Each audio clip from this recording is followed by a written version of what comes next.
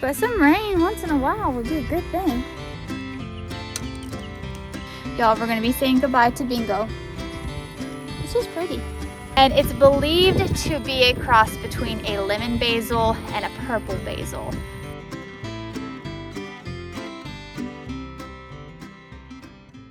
Hey y'all, Amy here and welcome back to the farm.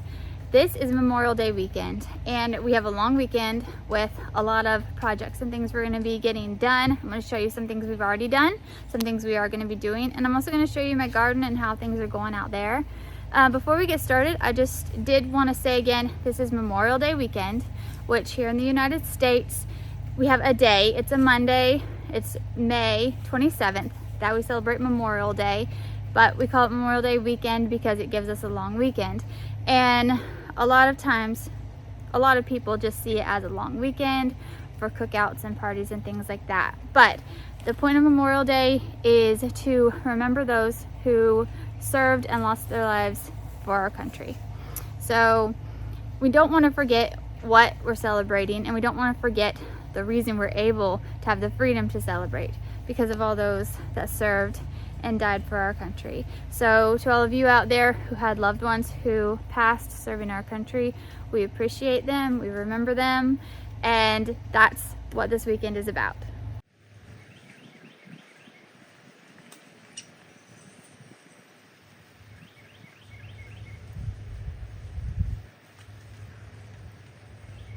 Okay y'all, the first thing that we have been working on is here in my backyard. I had told you before, this is my goat area back here. And we were going to extend the goat area out into that large field out there. Well, change of plans, something came up and we weren't able to do that. So this is my backyard. And this is a cross fence, again, from half my backyard, dividing one half to the other half. So we're gonna put the goats in the backyard, y'all. Half the backyard.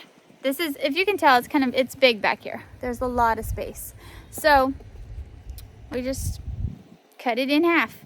One half's gonna be for the dogs. Our two labs, Rex and Ruby, they'll be back here. I mean, they're out with us. They're typically with us, but when we put them in the yard, we put them here in this backyard now.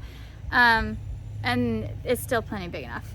So we cut it in half, and the goats are going to be able to come in a little gate on this side and have the backyard.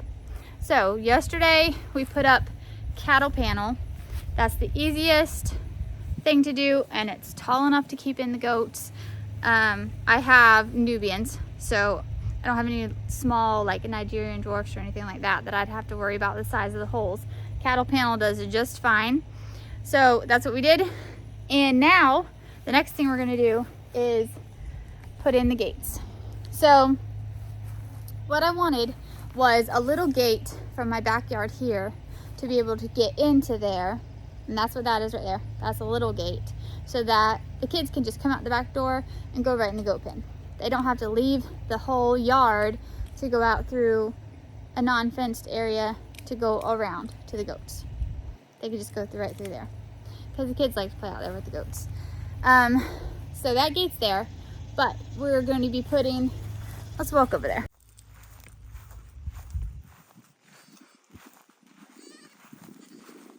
Amiibo! Okay, we're going to be putting a gate off this post right here.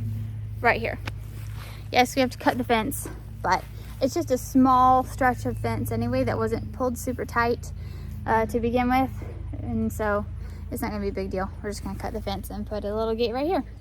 They've already messed up this secondary layer of fence in there anyway. When I had pigs with piglets, I had put an extra wire with little tiny holes so piglets couldn't escape around it, and I don't need that anymore. So we're going to take up this that you see falling down there, and we're going to put the gate in right there. Brian's off getting a couple of pieces that we need for the gate, and then we'll put it up. And that's our first project that we're doing this afternoon. Y'all, just by the way, it is so hot out here. It is 93 degrees in May. It's hot.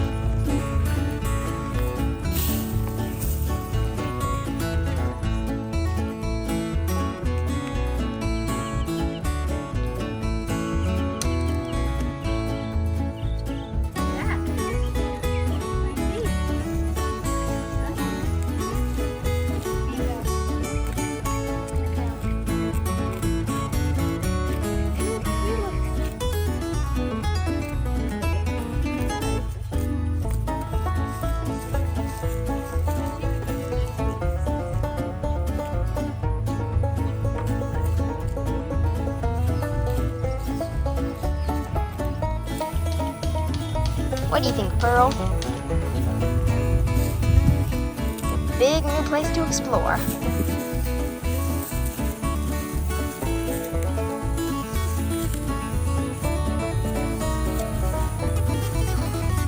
Big place.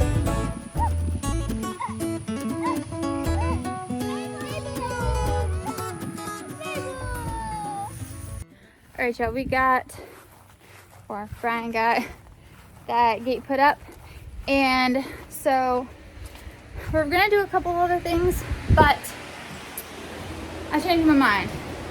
We're gonna do that another day because I've got other things I need to do. I'm losing daylight. What I'm gonna do now is I'm gonna go fertilize my corn because, y'all, I need to turn the sprinkler on. It's been dry for so long, which is unusual here, but it's nice that it's not flooded. But some rain once in a while would be a good thing. I set you on the back of the truck for a second because I'm going to show you real quick what I'm going to use. Now, I don't always use a fertilizer for certain things. A lot of times I'll use like goat manure, rabbit manure, stuff like that. You know that. But I'm going to use this, okay? Because my corn's really yellow. It's real yellow. And it needs a little extra something. So I'm going to do this. And I'm also going to put it on my cucumbers, I think. Cucumbers are heavy feeders. And so we're going to go out here. And there's somebody down there. That's why I keep looking that way. We'll go out here. We're going to put this on the corn. And then put some on the cucumbers. And then I'm turning on my sprinklers. And then I'm going to show you what I'm doing next. It's a garden thing. Let's go do this first.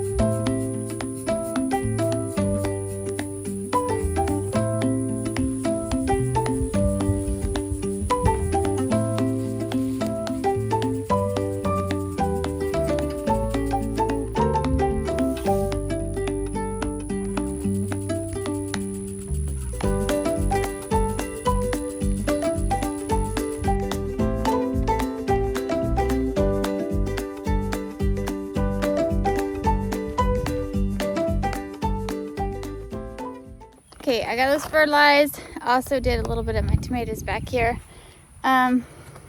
These tomatoes, y'all, dollar weeds are something else. But I was gonna show y'all my trellises here. Look, beans. They're all growing okay. They're actually not fantastic. This here is my red noodle, Chinese red noodle, and then these are my blue lake pole beans and blue lake pole beans, and then over here I have another trellis here, more blue lake pole beans. The leaves, they're looking like they've got, put this down. Okay, they're looking like they've got a little bit of something going on. And I had the same thing last year. It was because of the hay that I used to mulch them with last year. I used something different this year, completely untreated. But I'm wondering if maybe there was something like still in the soil, because they do have some leaf issues, but it's not as bad as it was last year. Some of them, see here, last year they had that, but they still produced very well, got a ton of beans. So this year the damage isn't as bad, so I'm not expecting to have it hinder my harvest at all. What you doing, boys? What you doing, boys? Boys. So, while we're here, just real quick. As you know, put that down. This is Batman. He's the weather. He's Levi's. And then there's my Tobias back there, the tan colored one. This one, y'all, is Oliver. He's just here chilling, giving Batman a break from Tobias and his rowdiness. But he's from the Chicken Daddy Farm, and he's actually available for sale. So if anyone is looking for a Nubian Kiko buck, anyway, if you're interested in a gorgeous boy, his daddy's moon spotted. I think he's got a moon spot or two as well. Tobias, where are you, Tope? Is his half brother. He's moon spotted because daddy is. So anyway, if you're interested in him, contact Miriam at the Chicken Daddy Farm. I'll put in the description of this video her contact. I'll probably put her email address. That way you can contact her directly, because I know some people on here don't have Facebook. But if you're interested and you're local to Bradford County, Florida, and you're interested in a beautiful boy, there he is out there, I'll put her email address in my description below, and you can contact her for information. Okay, y'all, before we do more garden stuff, I need to give you one quick update on Bingo here. So, Pickles, please, dear, you are all right. Okay, so Bingo here, y'all. We go back and forth, good days, bad days, good days, bad days, and I'm not sure what the deal is, but he is not improving like I want him to. Okay, and I've done a lot, and it's taking a lot of time and things like that, which is fine. I'm fine with. However, the opportunity has come up for this little guy to go to, I guess you'd call it like a cow sanctuary. She takes in foster babies or orphan babies. She takes in orphan babies, and she's donation based, and her name is Misty. And so the family and I decided that we're gonna let him go. We're gonna let him go there. He will get so much more one-on-one care, and he will be able to live out his life in the best way possible. And I have so many things on my plate that I felt like this is the best thing. Like, God led us to this point, to like, this is what we should do. So this is Bingo's last day here. He's about to get picked up. My friend Miriam is heading in the direction of where this place is this evening to deliver a goat, and she offered to take him and drop him off for me. So y'all, we're gonna be saying goodbye to Bingo, and the kids are okay with it. The kids understand, and they know that this is the best thing all around. Levi is using this as a mom. You know, it'd be really nice if I had a puppy to, you know, replace Bingo. He does it in the sweetest way, y'all. He's not conniving or anything, but he is using it as a push for a puppy. He's been wanting a puppy for a while.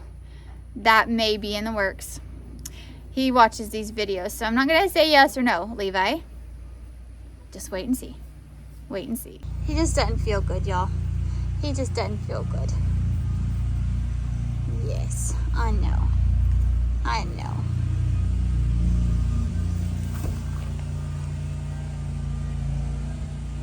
I know a lot of y'all were looking forward to seeing him as a bottle baby and grow up here on the farm, but I hope you understand why this decision was made. It's the best thing for him. It's the best thing for me, and he will have the best future possible, and that's my goal for my animals. And yes, we are homestead. And yes, a lot of the animals that we raise, their goal, their purpose in life is to end up on the table, or provide milk for the family or eggs for the family. There's a purpose for everything here, and I think that him going there and living out his life well cared for in this place is the best thing for him and for us. Now, I'm about to show you something else. Do you know what that is? That is where I had my tomato plants. See? The tomato plants that are no more because they died. They all died. Every one of them. Y'all, I don't know if it was moles or rats or what, but something tunneled underneath my tomato plants, destroyed roots, and the whole plant just died. So, yeah, that happened. That spot back there, I had 2 rows of potatoes. They did fantastic. Then I had 2 rows of tomatoes, a distance apart. You don't want to plant tomatoes and potatoes together, and you don't want to plant them too close together, and they weren't too close together, they were fine. But anyway, so I think I'm going to put my okra there. I haven't got my okra in the ground yet, y'all. Okra is one of my most favorite things to grow, and I don't have it in the ground yet because I haven't had a place to put it yet. But it's going there, and we're gonna really hope that it does well. Did you know it was gonna be that big? Yeah. I got a big one this time. Yeah, that's a big one.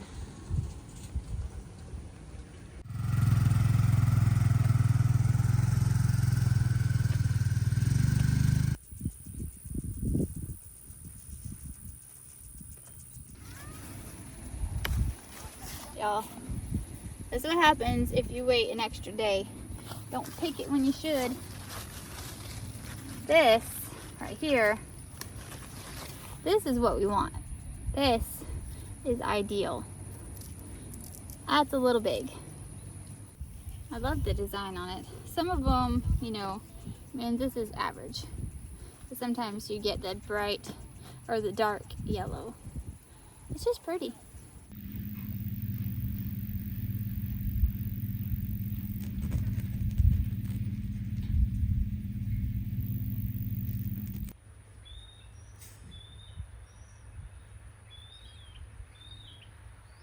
And this is what happens when you go one day past picking. I saw this one yesterday and I was like, you know what? That one's ready to pick. Didn't have time to pick it. This one's pretty good. This one's close.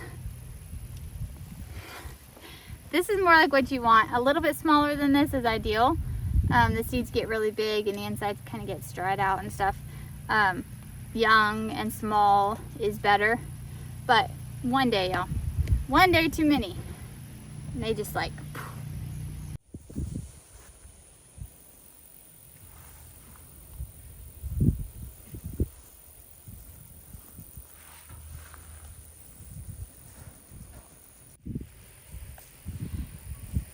Y'all, these purple whole peas are gonna be ready before long. You see them all on here?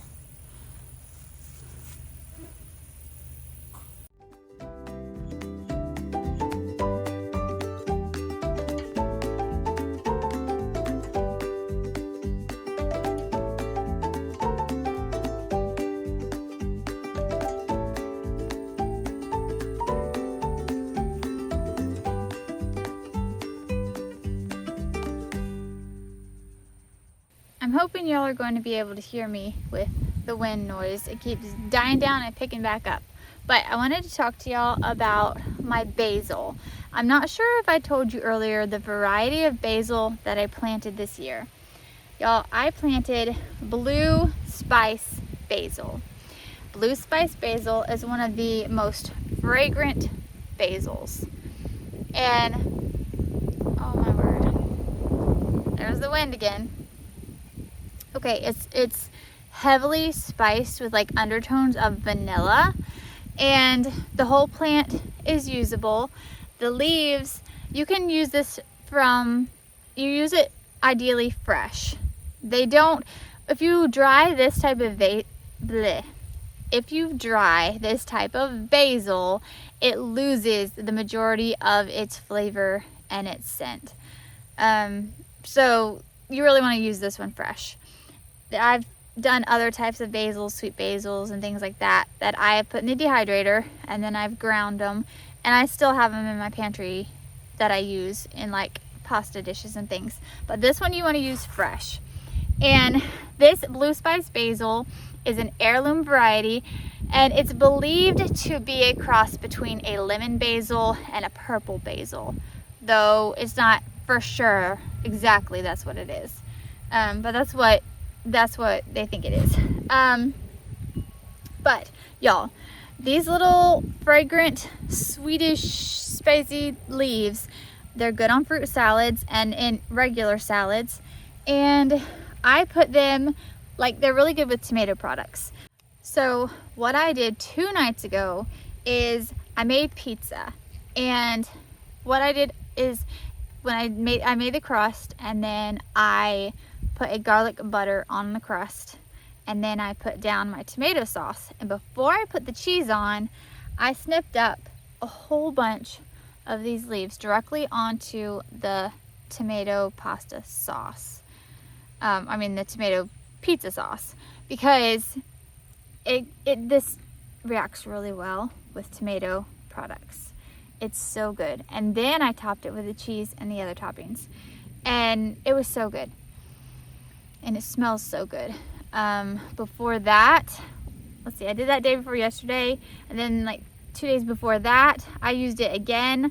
I did a pan of roasted vegetables, and I just did like the potatoes and carrots and cauliflower and stuff, and I just put these all over it, just fresh, threw them on it, mixed it all. I mixed all the vegetables, I cut them up, I mixed them all with a little bit of olive oil, and I threw in herbs. I threw in some of these, I threw in some of my garlic chives, and then I just bake it at 350 for about 30 minutes in the oven. It roasts the vegetables, but it adds a delicious, very mild flavor. With how strong these things smell, you would think the taste would be extremely strong, but it's not.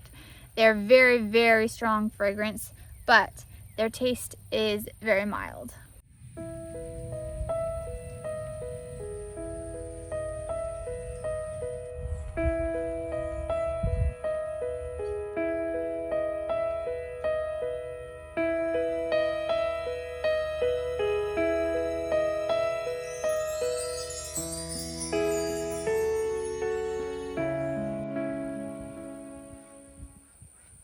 Alright y'all, well thanks for hanging out with me today and doing garden stuff and other things. We're going to be doing some more projects on this long weekend, and I will be videoing and sharing it with y'all in the days to come. I hope y'all have a wonderful weekend, and until next time, keep on the sunny side.